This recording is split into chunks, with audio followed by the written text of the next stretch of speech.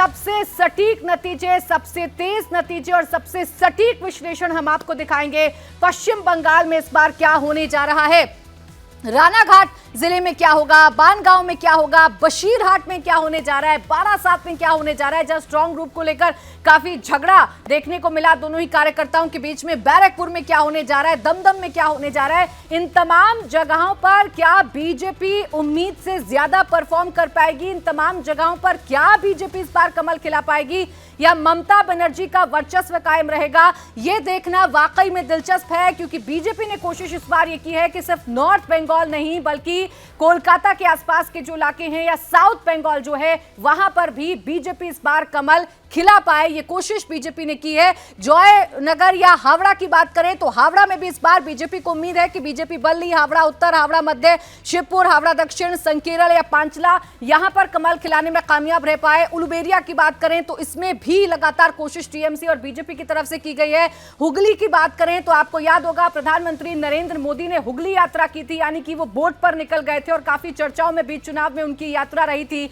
इसे टीएमसी ने ड्रामेबाजी बताया था, तो वहीं प्रधानमंत्री मोदी ने बताया था कि बंगाल अस्मिता के साथ बीजेपी कैसे जुड़ी हुई है। तो हुगली में क्या होगा, आरामबाग में क्या होगा और तमलुक में इस बार क्या होने जा रहा है, इस पर सभी की निगाहें बनी हुई हैं। क्योंकि यही वो तमाम रीजन है जहां इस बार बीजेपी को अगर सत्ता में वापसी करनी है तो सीटों में इजाफा बीजेपी को करना ही होगा। ये वो तमाम इलाके हैं जहां ममता बनर्जी काफी मजबूत नजर आती हैं। घाटल की बात करें, यहां क्या होने जा रहा है, कांती की बात करें तो यहां क्या होने जा रहा है, मेदिनीपुर की बात करें, शुभेंदु अधिकारी यहां से एक चेहरा है, लेकिन क्या शुभेंदु अधिकारी पूरे मेदिनीपुर में मैजिकल चेहरे के तौर पर आएंगे, क्या मेदिनीपुर में बीजेपी को फायदा होगा। झारग्राम में क्या होगा, झारग्राम में प्रधानमंत्री नरेंद्र मोदी झालमुड़ी खाते हुए देखे गए थे, उसके बाद झालमुड़ी की चर्चा पूरे पश्चिम बंगाल में हुई थी, तो झारग्राम में उसका क्या प्रभाव पड़ेगा यह भी देखना दिलचस्प होगा। बिष्णुपुर, बर्धमान, दुर्गापुर, बर्धमान पूरब, बोलपुर, आसनसोल और बीरभूम में क्या होने जा रहा है, ये थोड़ी ही देर में जब नतीजे आने शुरू होंगे, रुझान आने शुरू होंगे, तो ये पूरी जो तस्वीर आप देख रहे हैं, अभी सफेद रंग आप देख रहे होंगे,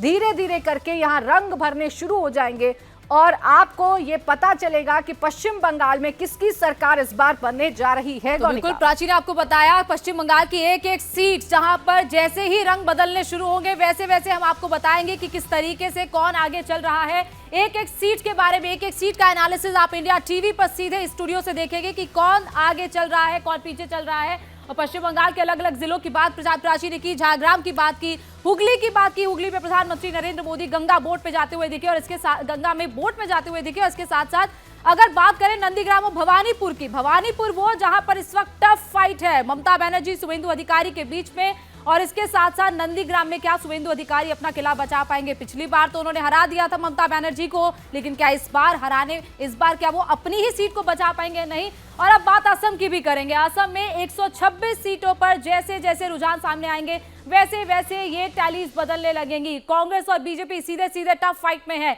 लेकिन क्या कांग्रेस टक्कर दे पाएगी बीजेपी को या नहीं। जो लगातार कंट्रोवर्सी चली है, क्या उसका किसी तरीके का फायदा होगा कांग्रेस को। गौरव गोगोई पर कई एलिगेशंस लगे, हिमंता बिस्व शर्मा पर, उनकी पत्नी पर कई एलिगेशंस लगे, अलग अलग तरीके के बयान सामने आए, लेकिन क्या वो सीधे सीधे डैमेज पहुंचा पाएंगे इनमें से किसी भी पार्टी को। गौरव गोगोई ये मेन चेहरा है असम का और हिमंता बिस्व शर्मा बीजेपी का चेहरा है, लेकिन हिमंता बिस्व शर्मा लगातार जो दावा कर रहे हैं कि 100 से ज्यादा सीटें जीतेंगे, जीत की हैट्रिक लगेगी, क्या ये पॉसिबल होगा या नहीं होगा। बिल्कुल। अब गौनिका ये देखिए असम की असेंबली में क्या होगा, ये बता दें कि यहाँ क्या बीजेपी का पलड़ा भारी रहेगा या फिर यहाँ कांग्रेस का पलड़ा भारी रहेगा। कोशिश ये आखिरी वक्त में की गई गौरव गोगोई की तरफ से, कांग्रेस की तरफ से, कि एक सेंटिमेंट को पकड़ा जाए, क्योंकि हिमंता एक मजबूत चेहरे के तौर पर असम में रहते हैं गौनिका, तो हिमंता की छवि पर डंड करने की कोशिश आखिरी वक्त में पवन खेड़ा ने की, लेकिन वही कोशिश कांग्रेस पर भारी पड़ गई, पवन खेड़ा पर भारी पड़ गई और वही सेंटिमेंट कांग्रेस के अगेंस्ट चला गया।